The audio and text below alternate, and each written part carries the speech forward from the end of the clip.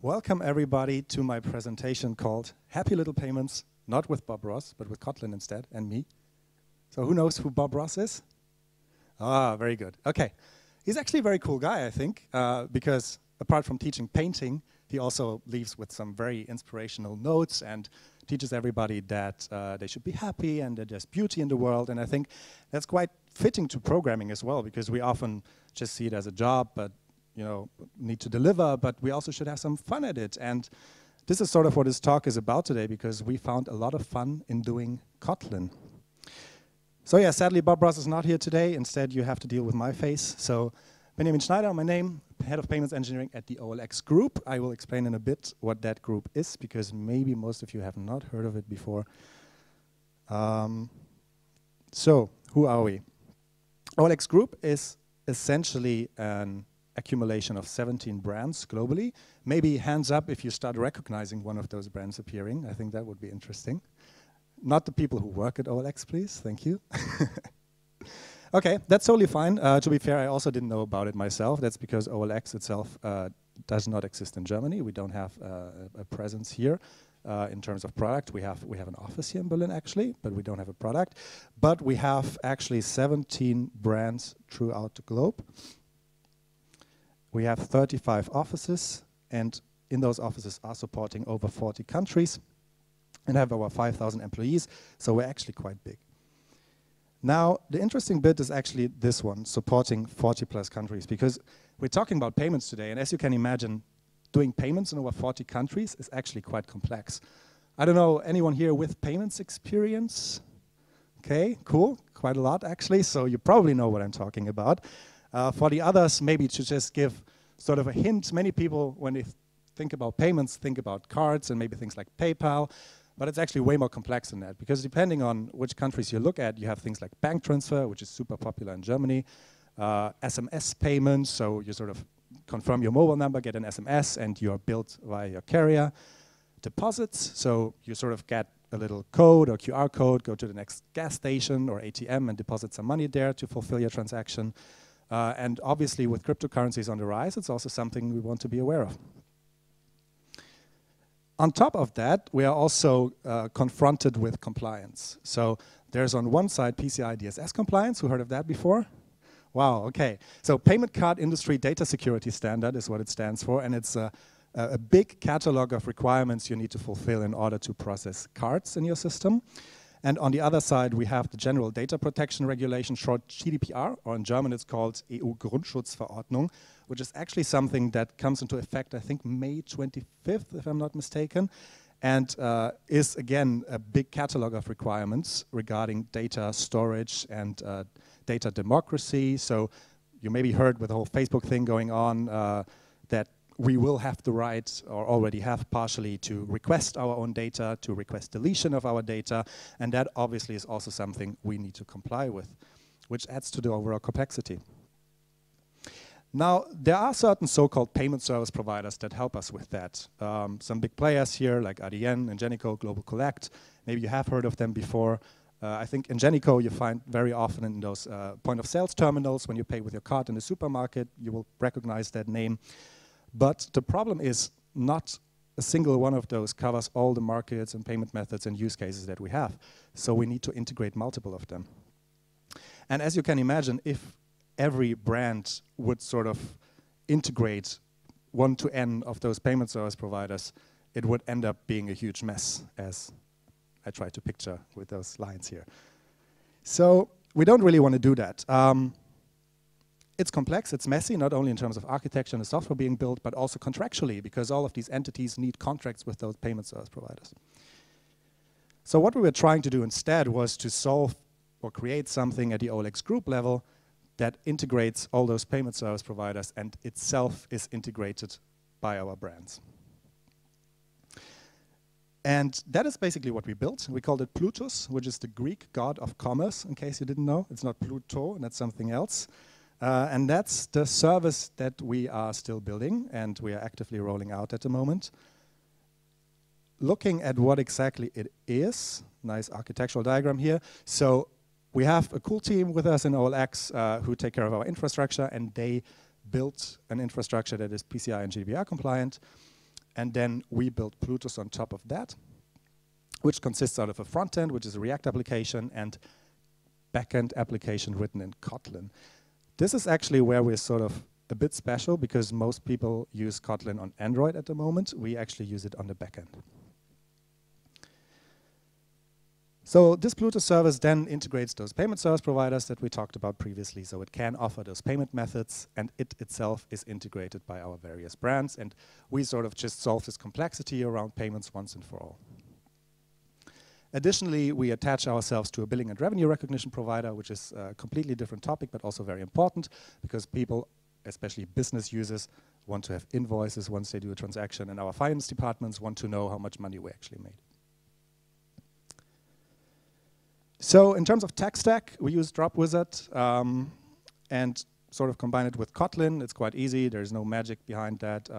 It sort of works out of the box, and it spits out a Docker image that is then hosted on AWS. That's all there is. And the nice thing is our tech hub here in Berlin had already a lot of experience in dealing with Docker and sort of JVM images, and from that perspective, we didn't do anything different. We were actually the first team to use Kotlin, but since it's just creating a JVM application in the end that's in a Docker container, nobody actually cared about it, which is pretty cool. Okay, now let's have a deeper look into Kotlin. So Kotlin is a statically typed language. It focuses on interoperability, safety, clarity, and tooling. And the underlying topics here, safety and clarity, is what I would like to talk about today. It's developed by JetBrains, so the guys who make those great IDEs like IntelliJ, PHPStorm, WebStorm, etc. And it had its first stable version released in February 2016, which is exactly the time when we started creating the service, so it was quite fitting, although also a bit of a risk and an experiment to use that new language.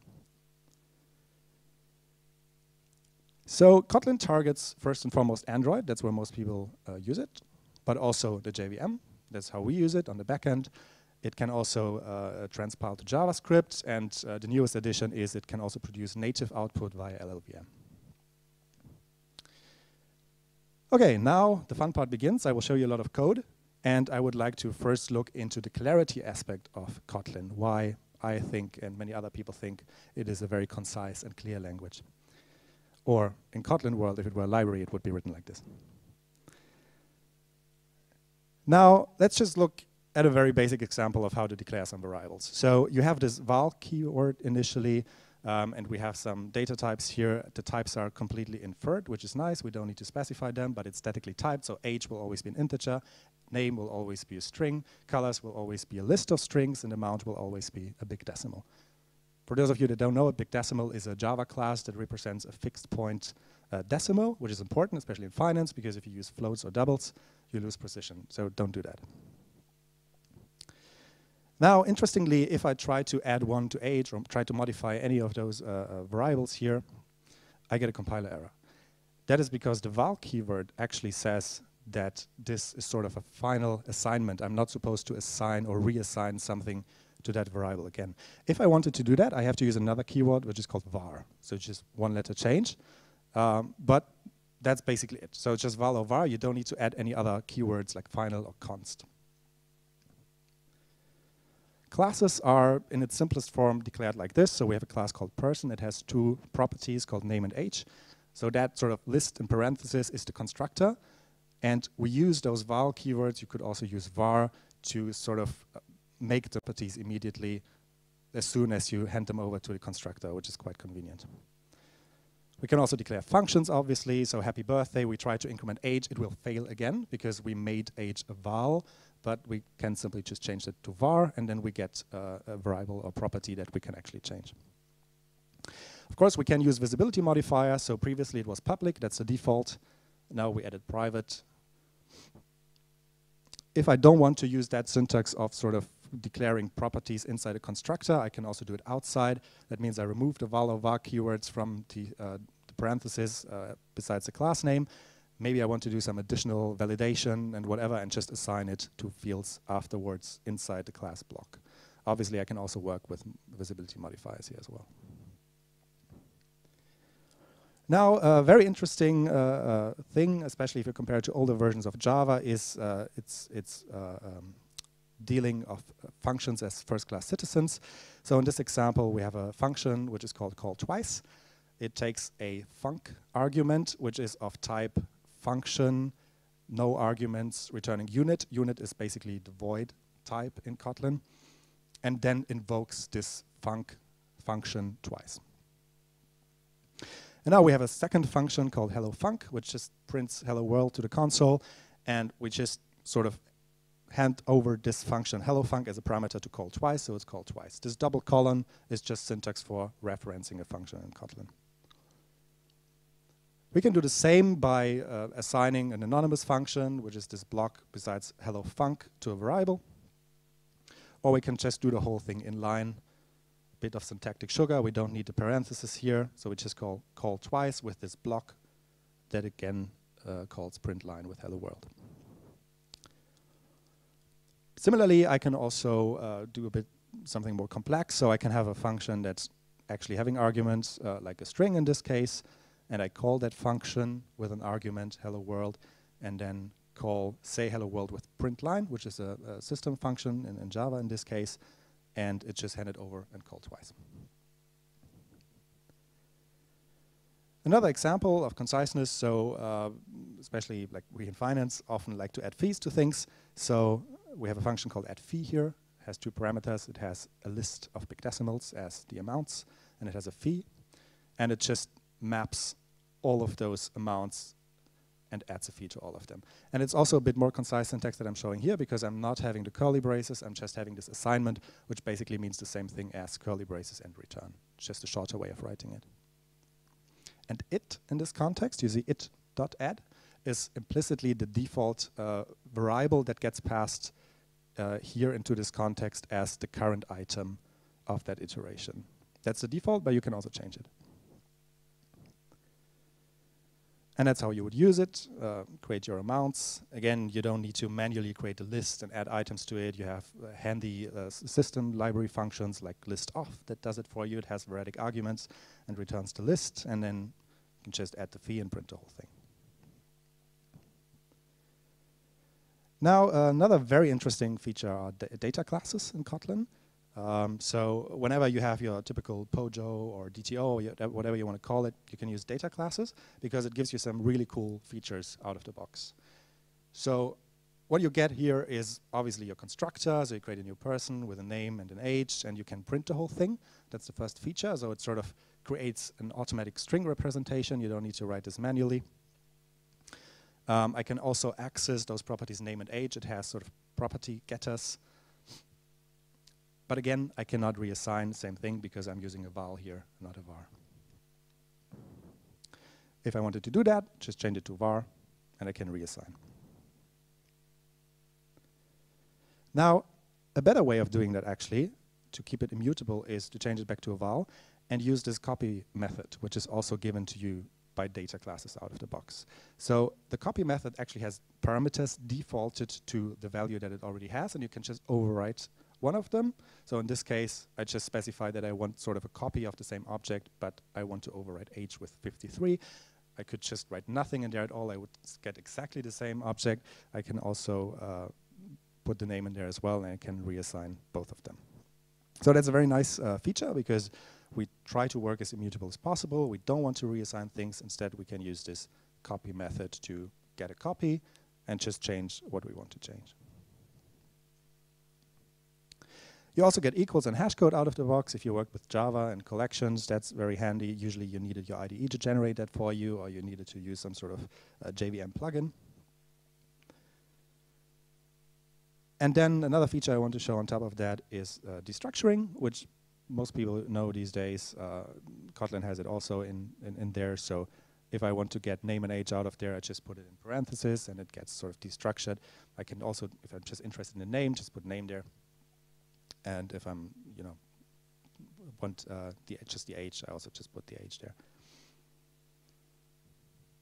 Okay, cool. Let's look at another example. So typically, you see a lot of code like this in your applications. You create some sort of object that wants a lot of properties to be set, but not all of them maybe.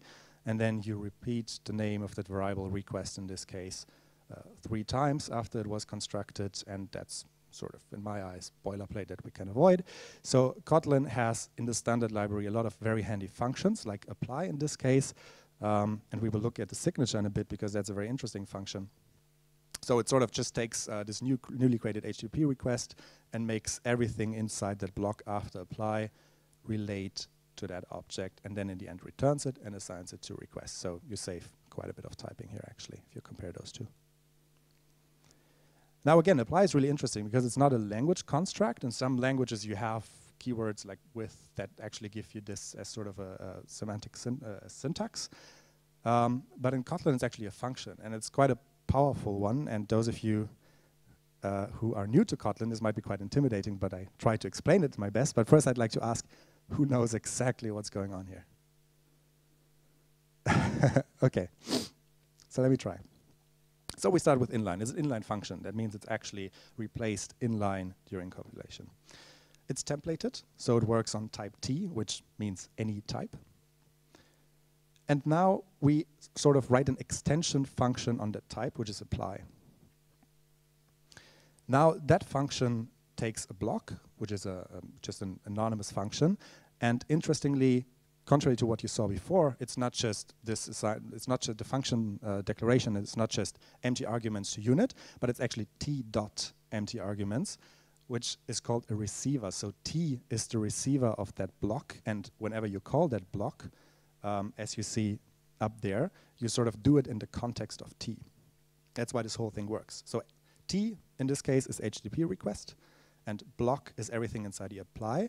And as you see, we use URL method and headers just like, just a moment, sorry, just like without the request variable up front, because of this receiver T dot parenthesis, because we are executing this block into context of HTTP request, and then we return the whole thing.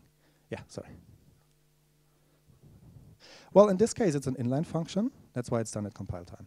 If I don't write the inline keyword, it's done at runtime. I know it's a very complex example. You don't need to understand it right away. I think it's just a very cool example of how powerful the typing system of Kotlin is. You can have it way simpler, so sort of the same mechanism of extending a class that maybe is not your own. So HTTP request could be some sort of library class that you don't have access to the source code, you don't want to have.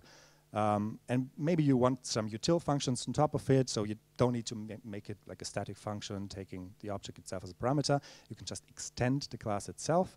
In this case, we just add a new method called send and log to the HTTP request class, and then it basically just calls send on the instance and then logs the response. It's a bit of a feature that's discussed because you should not use it everywhere. It's obviously something to use with care where it makes sense. But in general, when it makes sense, it's a really cool feature to get rid of static utility functions. Okay, let's have a bit of a look into the safety features of Kotlin. So first, Kotlin is as strict as possible per default. So if I have a class foo and I try to create a new class bar extending foo, I get a compiler error because I have not declared this class as open. So I need to do this actively. In comparison to other languages, it's sort of the other way around. Same when I have all sorts of collections, so a list or a map, they're immutable by default. So I cannot add anything, I cannot remove anything. If I want to do that, I have to explicitly ask for a mutable list or a mutable map.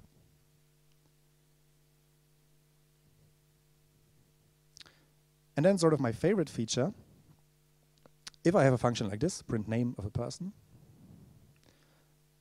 and I try to call it with null, it does not compile. Because every type in Kotlin per default is non-nullable. So that saves us a lot of null pointer exceptions. If I explicitly want this function to be able to deal with null, I need to add a question mark to the type, which basically tells the compiler this is sort of an optional. So it's either a person or it's null. And then interestingly, if I try to dereference name out of person here, I get a compiler error because the compiler tells me, hey, that thing can be null and you didn't take care of it. So what I need to do instead is use this operator (dot), which is sort of called a safe navigation operator. So what it does is, if person is null, it just returns null as a whole. If person is not null, it navigates further to the right to name. So that works now. What I can do instead is explicitly check that it's not null. And then again, very interestingly, I can safely access person in the next line because the Kotlin compiler knows that I have already done this check. It's the same if you check for types, for example. You have a variable and want to check, is it of a certain type? Then after that check inside the block, Kotlin compiler knows that and doesn't bother you with those sort of error messages anymore. If you're really sure that it can never be null, you can use the double exclamation operator, which basically tells you, hey, I'm really sure this thing is not going to be null. Could be if you're dealing with library code that marks, or maybe it's like Java library code that doesn't have this concept, but you're very sure that it will never be null. Then you use the double exclamation mark, and the compiler will also leave you alone. But it's obviously very dangerous because if that fails, you still get a null pointer exception. So you should only use that if you're really, really sure that it's not going to be null.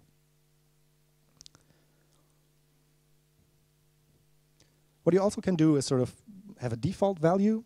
So again, what we had earlier, it navigates from left to right. If person is null, the whole thing is null up until to the question mark colon. If person is not null, it gets name. And then if that term on the left side is null, it navigates further to the right and evaluates to unknown. Sorry. So in that case, it would actually, if I pass null, print unknown. Now what's really cool about this is because it is so obvious where in your code you're dealing or expecting with nulls, because you have all those question marks in there, right? So when you look at code and see question marks everywhere, that's a smell. That's something you need to fix, in my opinion. What you should do instead is making it explicit. If you have a value that can be null, and it makes sense in your domain logic, then actually make it explicit in code. And how we can do this is with sealed classes. So here we have a sealed class called person, and it has two subclasses. It has a data class called known, so it's a known person. It has a name and an age, and it extends person. And it has an object, so a singleton, called unknown. We don't know anything about it. It doesn't have a name and an age. And now in our print name function, we use this when statement on person to determine what it is. So is it a known person? Then print the name. Is it an unknown object? Then print unknown. So here it's very obvious what's happening, right? So in your business logic, you somehow have these terms of a known or an unknown person or whatever it is. An object you actually got from the database or was missing. But it's really obvious. Everyone who reads the code knows what it is. If it would be just a nullable person, it can be whatever. You don't know that.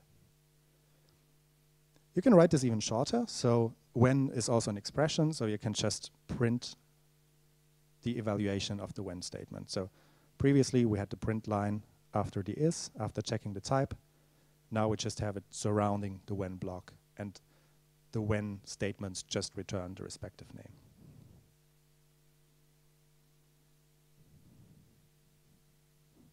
Yeah, and also one more way to make it shorter, you don't need the curly braces. You can also just use this assignment way of telling that this function returns print line, which is void in this case. Or, yeah. Now, also really cool, if I add another subclass of person, so in this case sort of a Schrödinger person who doesn't know whether they exist or not, the compiler gives me an error in this when statement because it knows, hey, there's another option that you're not checking for. So I actually need to add that here. So that makes at least us feel really safe. We have all these features that help us having confidence in our code. We don't need to use null. Actually, if we see null or those question marks, it's really obvious to us that we need to refactor something. And sealed classes is a really handy way of doing that. Okay, so overall, what the message I want to convey is we are really happy with Kotlin.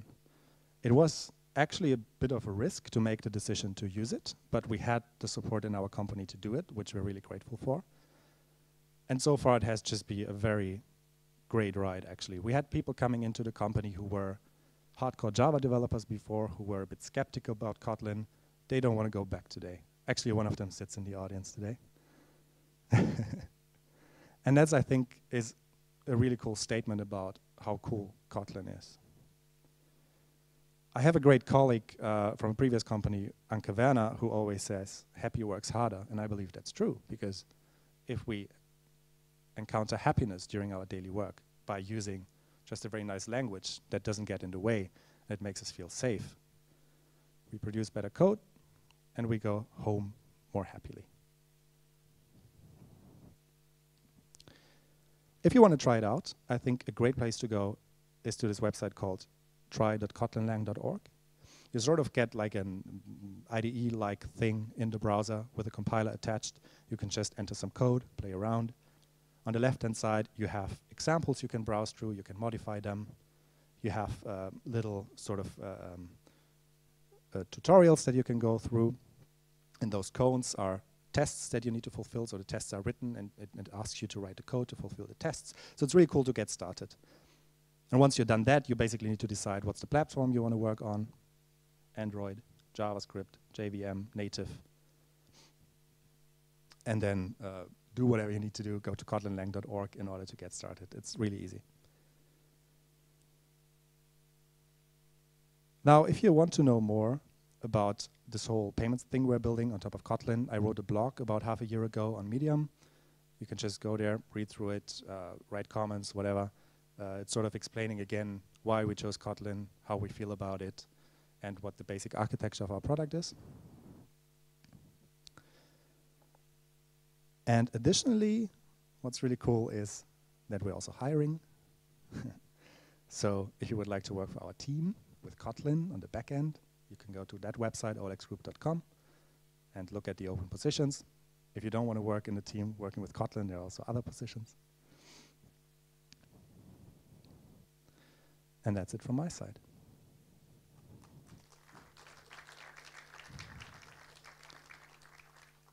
Are there any questions? Yes.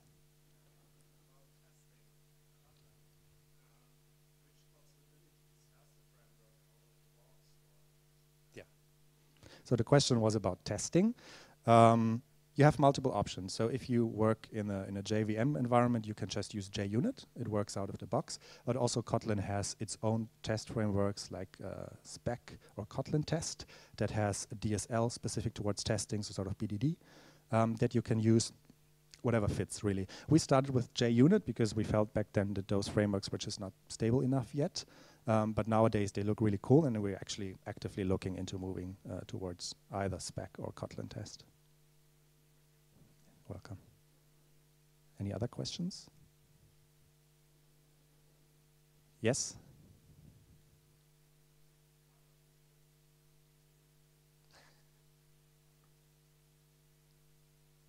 Yeah, so the question was, what are the advantages of Kotlin over Scala? Hard question. I mean, you choose whatever language you like. I think one of the advantages over Kotlin is that it doesn't do any implicit conversions. Everything is explicit. And also the collections that they choose for Kotlin are actually compatible with the ones in Java, so you don't have a whole other collection ecosystem and that you need to convert to Java. Apart from that, they are quite similar, absolutely. Whatever makes you happier. Yes? Over there. Yes, absolutely, you can do that. Yeah, we use Gradle, and you just put in the Kotlin plugin in there and configure your source sets, and you can have Java and Kotlin in parallel. You can access each other's classes and functions. That's also the cool thing about Kotlin that I didn't get to talk about today, the interoperability. It's really nice. So you can have any Java library, like we use Dropwizard, for example, with Jersey, Jackson, etc. You can just use that. And the other way around, you can call Kotlin functions, classes out of Java. You can annotate, for example, the whole nullability thing. You can use Java annotations like non-null or nullable to tell Kotlin if it's actually going to be nullable or not. Otherwise, it wouldn't know and would assume everything is nullable by default. So there are ways to communicate between those two with annotations. Oh yeah, sure. So those annotations, yeah, we also in Dropbox that you have resource classes, JAX-RS, where you can use annotations to specify the routes, etc. That's definitely possible, yeah.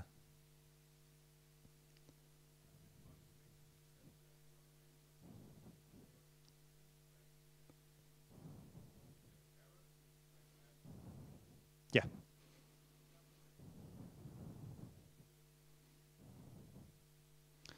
So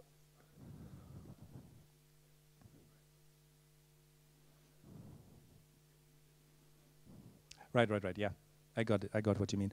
I actually don't know if that's part of the standard library. I'm quite sure there are libraries who do that, but I'm not sure if it's part of the standard library. Yeah. Yeah.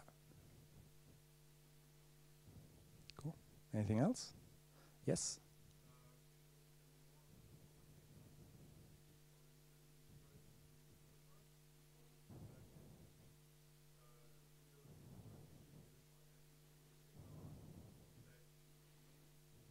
Yes. Well, you actually have two operators to compare. You have double equal and triple equal, which is equal versus identity.